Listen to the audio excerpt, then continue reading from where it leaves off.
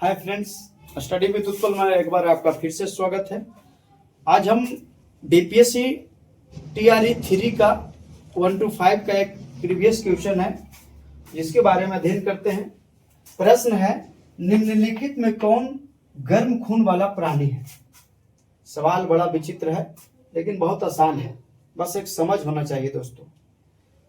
जब टीआरई 3 में ये पूछ चुका है कि गर्म खून वाला प्राणी है, तो हो सकता है टीआरई 4 में इसकी विशेषताएं पूछ दे।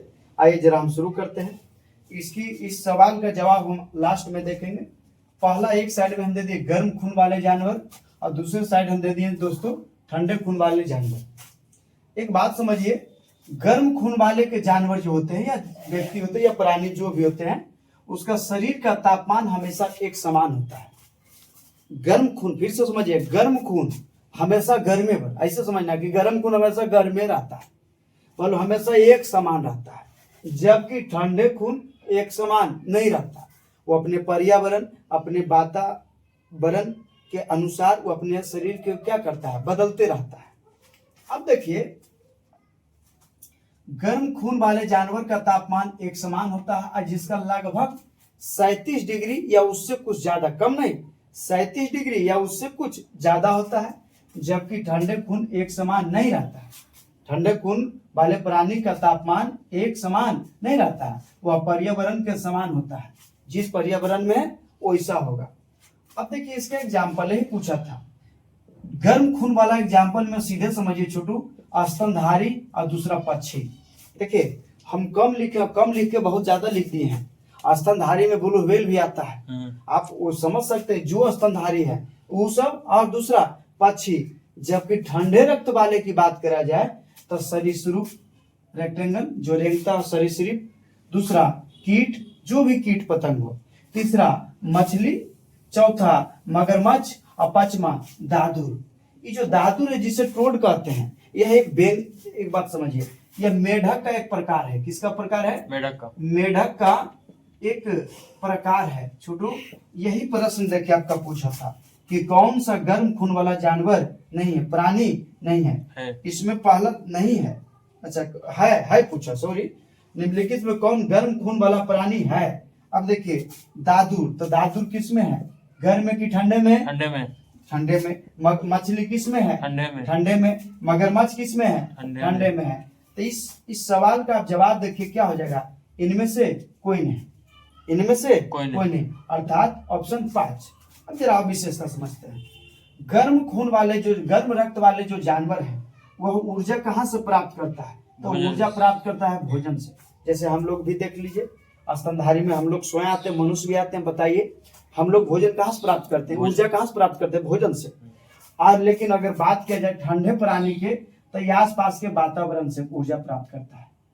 कहाँ से प्राप्त करता है? जैसे आप देखते होंगे कि अंटार्कटिका पर रहने वाले जो जानवर हैं, या फिर जो सील पाए जाते हैं, सब देखते होंगे कि बर्फ के ऊपर आकर सोते हैं, उसके आसपास से वातावरण से गर्मी प्रदान ऊर्जा प्राप्त करते हैं। सांप को ही देख लीजिए, सांप से, धरती से, वातावरण से एनर्जी प्राप्त करता है। अब यहाँ बात किया जाए, आप मछली, मगरमच्छ का ही देख लीजिए। मछली तो पानी से ही प्राप्त कर लेता है, मगरमच्छ को देखिए पानी से भी। और मगरमच्छ ऊर्जा लेने के लिए क्या करता है, पानी से बाहर आकर वातावरण, पर्यावरण से क्या करता है, वातावरण से ऊर्जा प्राप्त करता है।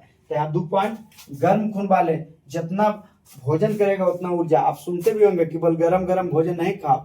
ये गरम भोजन का मतलब है ना कि ततले, मतलब समझ रहे हो, देहात भाषा में ततले मतलब होट। गर्म का मतलब यहाँ वो नहीं हुआ, यहाँ गर्म का मतलब उत्तेजित पदार्थ ना खाइए। अब यहाँ देखो छोटू, उत्तरजीविता पहले एक शब्द है, इसका मतलब समझ ले कि आप उत्तरजीविता मतलब आप सर्वाइवल कहाँ कर सकते हो, आप कहाँ जीवित रह सकते हो। तो उत्तरजीविता का अगर बात समझिए, तो जो गर्म खून वाले जानवर है वो कहीं भी जीवित रह सकते हैं। इसका कारण है, वो कहीं जीवित रह सकते हैं, लेकिन इसका भी एक कंडीशन है। जैसे मनुष्य कहीं जीवित रह सकता है, सब नहीं रहेगा, लेकिन मनुष्य रह सकता है। उसके लिए जैसे मनुष्य अंटार्कटिका पर भी रह सकता है, लेकिन वही है कि मोटा मोटा कपड़ा पहनकर, मतलब अपने शरीर को उस तरह से तापमान बनाए रखने वाला एक आवरण डालकर वो कहीं भी जीवित रह सकता है। जबकि ठंडे रक्त वाले जानवर जो है वह कहीं भी जीवित नहीं रह सकता, अर्थात वह उत्तरजीविता के मामले में गर्म रक्त वाले से कमजोर है। और इस बात को हम पुनः, यही बात है तो इसको हम पुनः एक बार बोल देते हैं, सब बोलेगा सब। शरीर का गर्म रक्त वाले का तापमान एक समान या अलग अलग? एक समान। एक समान। जबकि ठंडे वाला एक समान नहीं रहता, वह पर्यावरण के समान होता है, जैसा पर्यावरण वैसा तापमान। और गर्म वाला के लगभग 37 डिग्री सेंटीग्रेड से अधिक। दूसरी बात बोलेगा सब। गर्म रक्त वाले का उदाहरण, स्तनधारी प्लस जो वीडियो देख रहे हैं सब बोलिए, आप बोलिएगा तब आपको समझ में आएगा। गर्म में स्तनधारी एवं पक्षी, स्तनधारी एवं पक्षी। जबकि ठंडे में सरीसृप, और मछली, मगरमच्छ, दादुर। दादुर क्या है? एक मेढक का प्रकार, जिसे क्या कहा जाता है? टोड। बताओ, शरीर में बसा, शरीर में जो बसा है, ये बसा किसे प्राप्त, इससे क्या प्राप्त करता है? शरीर को गर्म रखता। ये बात याद रखना, गर्म रक्त वाले जानवर के शरीर में बसा बहुत जरूरी है। यही बसा गर्म रक्त वाले को, जैसे ब्लू व्हेल को देखो, ब्लू व्हेल ठंडे पानी में, समुद्र के ठंडे पानी में भी गर्म रहता है, अपने आप को गर्म रख पाता है। किसके मदद से? बसा के मदद से। लेकिन अगर ठंडे रक्त वाले शरीर में बसा ज्यादा आ जाए तो उसकी शरीर गर्म होगा और उस प्राणी का मृत्यु तय है। इस बात को एकदम समझिएगा। गर्म रक्त वाले प्राणी का बसा लाभदायक है और ठंडे रक्त वाले जानवर या प्राणी में बसा हानिकारक व मृत्यु का कारण बन जाता है। उत्तर जीवता के मामले में बताओ, गर्म रक्त वाले अपने शरीर के आवरण को लगाकर कहीं जीवित रह सकते या नहीं? रह सकते हैं। जैसे मनुष्य अंटार्कटिका पर भी रह सकता है, जबकि ठंडे रक्त वाले में यह नहीं कर सकता। तो सवाल था, निम्नलिखित में कौन गर्म खून वाला प्राणी है? तो इसमें कोई भी गर्म खून वाला प्राणी नहीं है दोस्तों, इसलिए आंसर इसका क्या हो जाएगा? None of the. हाँ, अगर पूछे कौन है तो स्तनधारी और पक्षी। धन्यवाद, मिलते हैं अगली वीडियो।